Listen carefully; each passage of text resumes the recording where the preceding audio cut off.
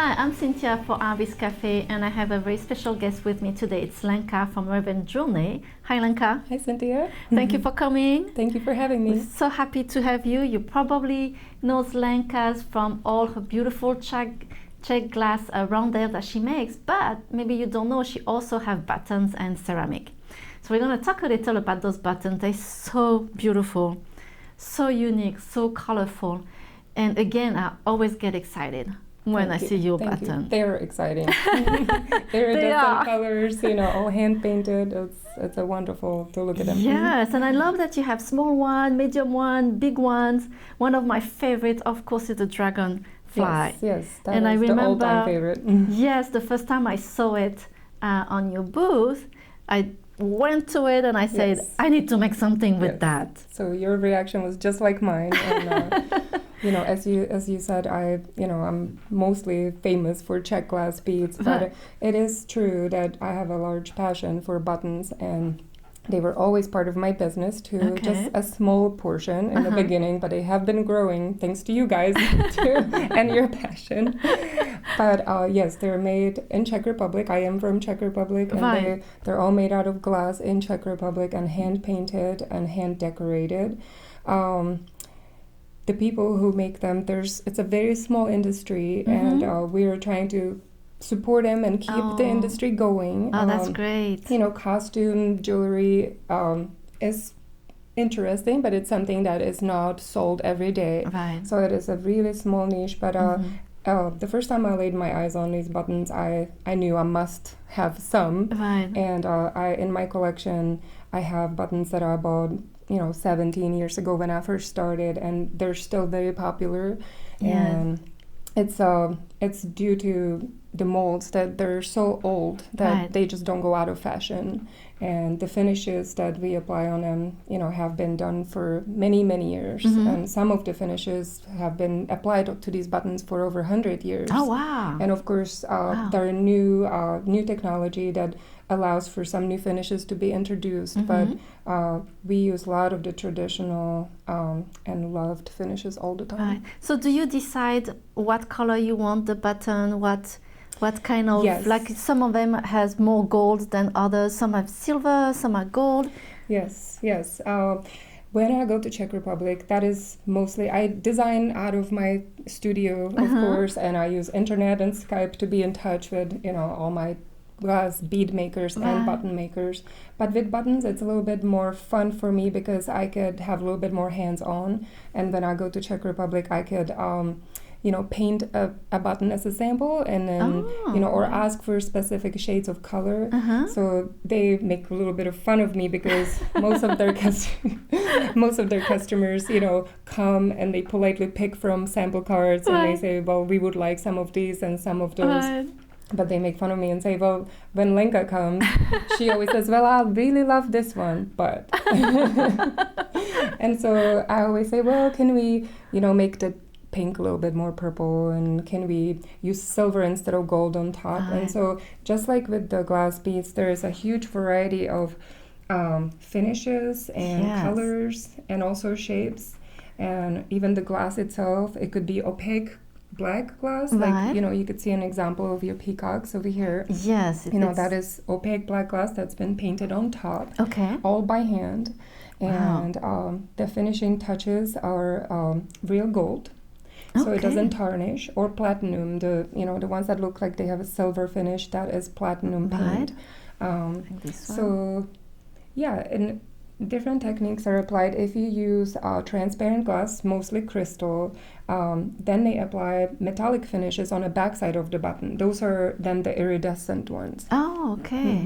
Wow. And with those, they put the glass buttons that have been only decorated with the gold on top. They put them on a metal sheet in a vacuum sealed container, and they have like a metal that under certain temperature vaporizes, and becomes vapor, then slowly descends and makes a layer on top of the back side of the button. Oh, wow. Yes, so that is the technique of applying it. I'm not sure if I'm, technically speaking 100% correct, but I've seen it with my own eyes, and it is very intriguing. Yes, it is. So then they bake the finishes on, so they fuse with the glass, and they're very durable.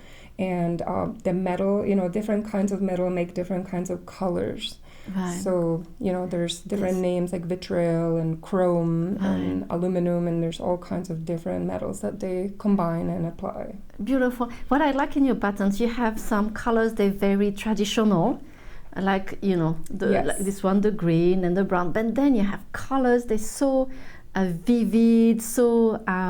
they're so joyful. I mean, those buttons, and every time I hold change one, when you change the angle of the button. Exactly, they have different colors, and you will wonder why beads and buttons, but actually you can do a lot of things with buttons like that. Yeah, you could do amazing stuff. Yes. They're really not just buttons. Exactly. And as you see, this is a button that has been applied, to a bracelet and didn't have to do anything to the button. You actually used a little metal loop on the back side to attach it to the metal. That's beautiful. That forms the bracelet. I love that. As you see, you're doing amazing bead work around the buttons, and that's how I see them, applied in art. Yes, for embroidery, they're really, really great because you can play with the colors of the button. Like this one, I play with the colors of the peacock. This one too, the first time I saw it, I was like, oh, I have to use that button. I have to do something. And then for if you do weaving with a peyote or brick stitch, they are great for closure. Those buttons, like I said, you have different sizes, so you can go normal size, and then you can go bigger sizes and go crazy with those. And what I love is I will take, for example, I made this one with different colors. Well, it's not always easy to find a button, and I find the perfect button that go with it because it has different colors. It has exactly the colors that remind my bracelet. Yes. So it changes the whole bracelet. Yes. The clasp, there's nothing like colorful clasp that is a jewel. Exactly, really on the bracelet. Yes. Those buttons, really, you can go crazy with them. And the other thing that I want to show also is the ceramics. So you're working with an artist. Yes, I work with my dear friend Jean Kristen. Kristen, she is from Washington State and has been making porcelain since she was a teenager, and she's in her early 60s now. She is an amazing artist and an amazing human being as well. Oh, okay. I love talking about her, but today we're going to introduce her art mostly. And it's high-fired porcelain. So as you see different ceramics on the market, you may see some that are called low-fired. Okay. And the difference is that the low-fired porcelain or clays are fired in electric kilns. Okay. And so electric kiln makes it very controlled environment and something that you could easily buy and have at home. Right. And it's cheaper, to buy. And you could just, make the ceramics, put them in, turn the button on, and come back, hours later, and everything will be finished and ready to go. With the high-fired porcelain, we always joke with Jean that when she does her firing after multiple months of collecting and making her art and then filling the large kiln, because she also makes pots and, different bowls and other dishes. She then, after all the work, fills the kiln, and she prays to the goddess of the kiln that she will provide, the right fire temperature for the glazes to then turn into the colors that she wishes for. Oh, wow. And, the temperature changes every time. It's unpredictable, and she tells me that she fires up to 10 or 11 cones. So specialists would know that there are different cones made out of different materials that you put inside of the kiln. Okay. And then you peek in during the process, which could take, up to 48 hours, maybe even longer. Wow. You have to peek and see how many cones melted.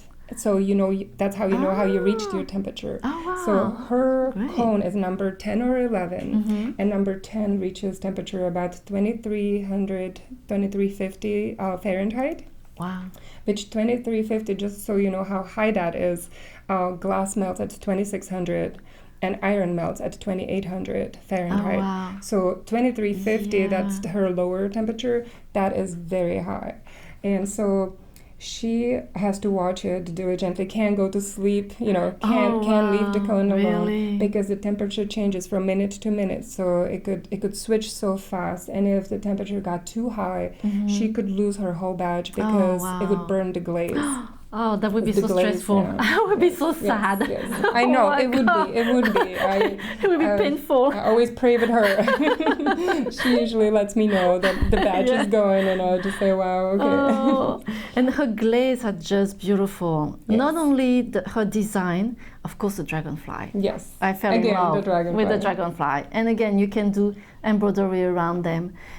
But her glaze are so earthy and it's just amazing. And that is the high firing because as I've been told and introduced to this by her, she told me about the technique. It's a reduction firing. So that means that at 2000 Fahrenheit, it's a gas-fired kiln. So at 2000, she starves it of oxygen.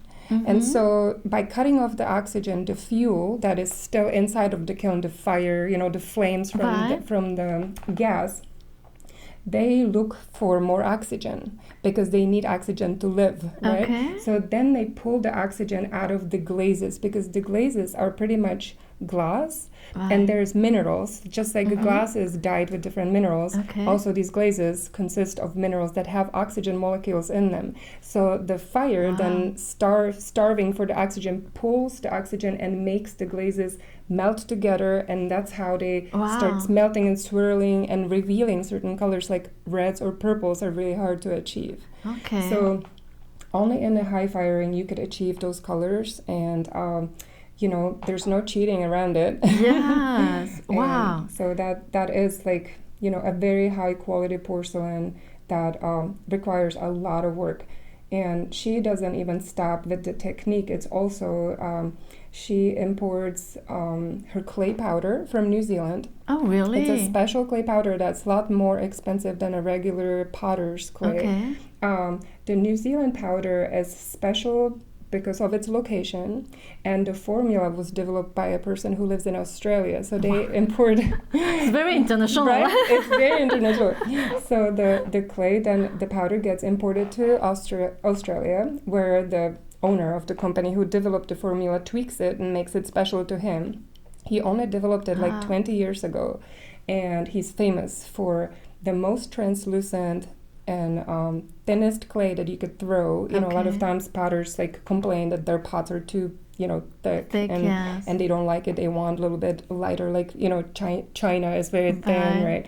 So she said that she never wanted to buy the clay from New Zealand, even she heard about it because it was so expensive. But in one time her supplier was completely out of clay and she was in need of buying more of it, and so she bought a batch of the New Zealand clay. And she was so intrigued when she was done with her firing because with some of her cups she could see through almost like not like glass, but almost like glass. She said it's very close to glass, and so it's a very high quality of the powder itself. That's really amazing. Yes. Wow, I really didn't know there were so many behind. I know. And the name of the clay powder is Southern Ice, which is kind of cool. That's the brand name for, this specialty clay that then gets fired into these beautiful pieces that she forms. And she does beautiful pieces. Here we just have a little of them, but please check our website and you will see she does also some beautiful woman face and cabochons and Cynthia. I know. I really love this one. The dragonfly is one of my favorites. And really, those are beautiful ceramic, and they're great to play with. And we live in the Washington state, and dragonfly is our state insect, so we both love dragonflies for some reason. I know, we use them a lot. I can see that. Well, Lenka, thank you so much for coming today and explain to us how the process of the button and the ceramic. That was really interesting. It's my pleasure. There's so much love that goes into these pieces that they really deserve the attention. That. Yes, you can definitely see her passion. This is what I really like. Thank you. Thank you so much. And thank you so much for joining us today at Artbeads Cafe. And please subscribe to our email newsletter. Like that you will find all our buttons, ceramic pendant, our great promotion, and more ideas. So thank you very much. Merci beaucoup. Au revoir. À bientôt. Ahoj.